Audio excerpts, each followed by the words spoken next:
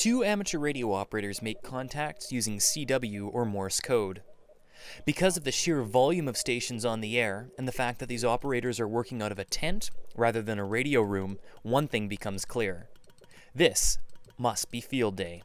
Welcome to the Saanich Historical Artifacts Society Heritage Acres. This locale has played host to the West Coast Amateur Radio Association's field day activities for this year and many years in the past.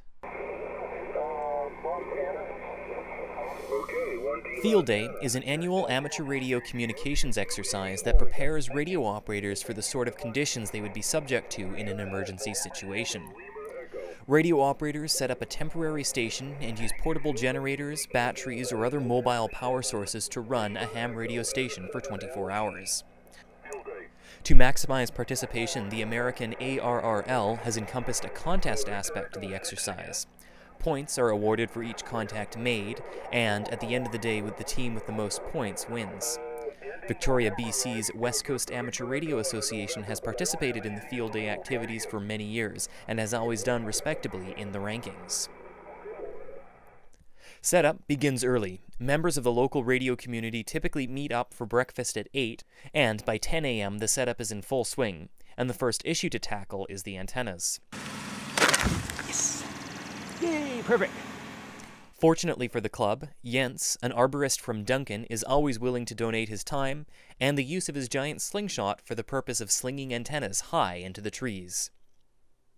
Once the antennas have been erected and the radio set up, it's time for the group to start making some contacts. How have the conditions been on the band so far? Oh, moderate, moderate. They're starting to pick up a little bit. It's getting later in the day now. Traditionally, things get a little better at nighttime, things like that. So, yeah, it's helping out a little bit on that area. We've made about 174 contacts so far, points, I should say. So that's working out well, moving along quite nicely. Now, every year the exact equipment setup for field day is a little bit different. This year we took a more minimalistic approach with just 2 HF radio stations. Behind me you can see the HF voice communication station, and off in the distance there you can see the station we have set up for CW or Morse code operations. There were 2 main reasons for switching to a minimal setup this year. Primarily, with 4 separate stations in previous years, there was a lot of self-generated interference, making communications somewhat more difficult. Also in previous years, some stations would go unmanned for large parts of the day, meaning there is really no benefit to having them around. Overall, as the contacts continued to pour in, it became clear that 2 stations was more than sufficient to be successful. Field day, of course, isn't just about making contacts, it's also about showcasing the hobby to the public. With so much gear on display, there are bound to be questions, and the amateur radio operators are more than happy to answer them.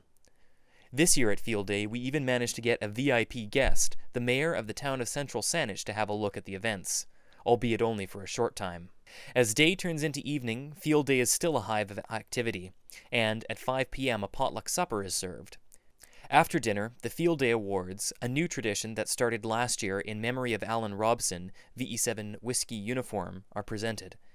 This year's recipient is Frank Anderson, VE7 GCO, for years of dedication to the amateur radio community.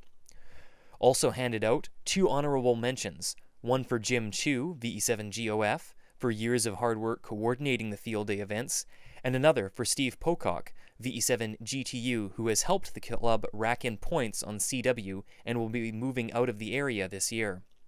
I had a chance to catch up with Steve and find out what keeps bringing him back year after year. It's just a totally great event. It's not just about contesting. It's not really a contest. It's just having fun, showing people what we do, flying the flag for ham radio, meeting people, socializing, and a bit of ham radio thrown in as well. It's fantastic. I mean, you've been doing this for a number of years. This will be your last year for the Wara Field Day. Is there any particular memory that sticks out from all the years you've been doing this? Oh yeah, I think without question, the favourite, I think the first 3, they've all been brilliant, but I think the first 3 or 4 years with Al Robson, VE7WU, were really the highlight. He was my mentor, and he just looked after me, showed me the ropes, how Field Day works, that sort of thing. So, bless him, he was an absolute treasure, and Wara it was so sad to lose him, but hope to carry on in his fine tradition. As the night wore on and Saturday evening morphed into Sunday morning, the numbers kept climbing and the radios kept running, even during a brief downpour. Finally, just before 11 a.m., the breakdown order was given and the equipment was packed up. And when all was said and done, the final results were nothing short of impressive. 455 contacts made using Morse code and more than 60 contacts made using voice, bringing the total number of points to more than 970.